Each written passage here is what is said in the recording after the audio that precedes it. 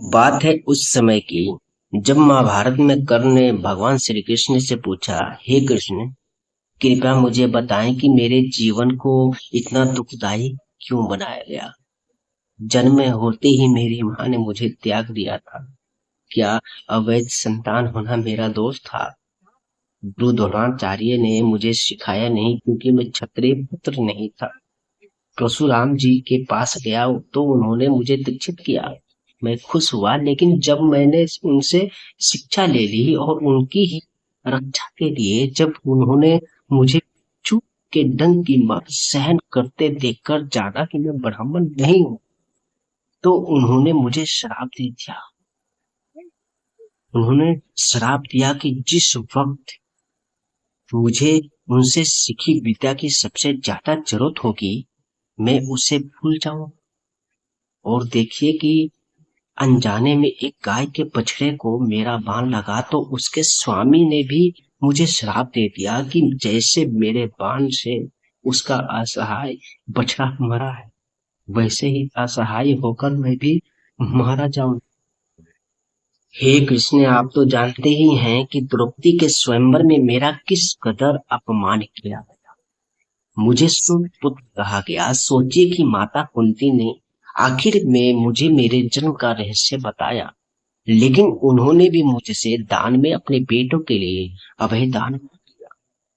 मुझे जीवन में जो कुछ भी प्राप्त हुआ वह दुर्योधन से ही प्राप्त हुआ, तो मैं उसकी तरफ से लड़ा।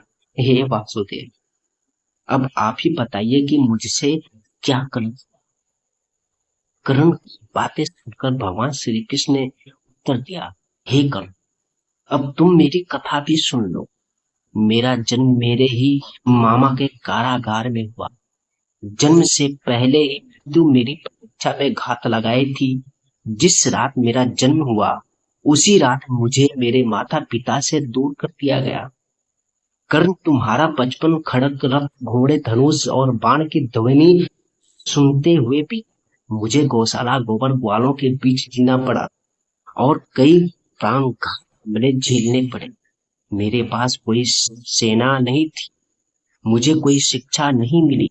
इतना ही नहीं, मुझे तानों और समस्याओं के बीच जीना पड़ा। करण, जब तुम्हारे गुरु तुम्हारे शौर्य और तुम्हारी शक्ति पर गर्व कर रहे थे, तब उस उम्र तक मुझे शिक्षा तक नहीं मिली। 16 साल होने पर मुझे ऋषि संदीपनी के गुरुकुल पहुंचाया गया।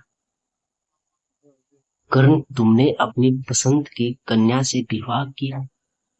मुझे जिस कन्या से प्रेम था वह नहीं मिली और मुझे उनसे विवाह करना पड़ा जिनकी चाहत में मेरे पूरे समाज को यमुना के किनारे जरासंध के भय से हटना पड़ा और दूर समुद्र के किनारे बसना पड़ा। रण से पलायन के कारण मुझे रणछोड़ बुलाकर अपमानित किया। यदि दुर्योधन युद्ध जीतता है तो तुम्हें बहुत श्रेय मिलेगा, लेकिन सोचो, धर्मराज अगर जीतते हैं तो मुझे क्या मिलेगा? मुझे केवल युद्ध और युद्ध से पैदा हुए समस्याओं के लिए दोष ठहराया जाए। एक बात का स्मरण रहकर, हर किसी को जिंदगी चुनौतियां देती है। हर क्षण मृत्यु की ओर बढ़ता हुआ जीवन किसी के भी साथ अन्याय नहीं करता। दुर्योधन ने अन्याय का सामना किया है तो युधिष्ठिर ने भी अन्याय बख्शा है। लेकिन सच्चा धर्म क्या है, यह तुम जानते हो। हे करो, भले ही आपको जीवन में वह सब कुछ न मिले जिसके आप हकदार हो, भले ही आपने बेहद अपमान की जिंदगी जी हो, आपको इस बात की खुद नहीं कि इन सब चीजों के महत्व इस बात का है कि आप उस समय उस संकट का कैसे मुकाबला करते हैं। कर्ण और कृष्ण के बीच इस खूबसूरत संवाद से यही सीख लें कि जीवन में कितनी भी चुनौतियां हो, कितनी भी समस्याएं हो, सत्य का रास्ता नहीं छोड़ना। हर स्थिति में धर्म के पक्ष में खड़े रहना, तभी आप सही मायने में जीवन को सफल बना पाए। जय जय श्री कृष्ण।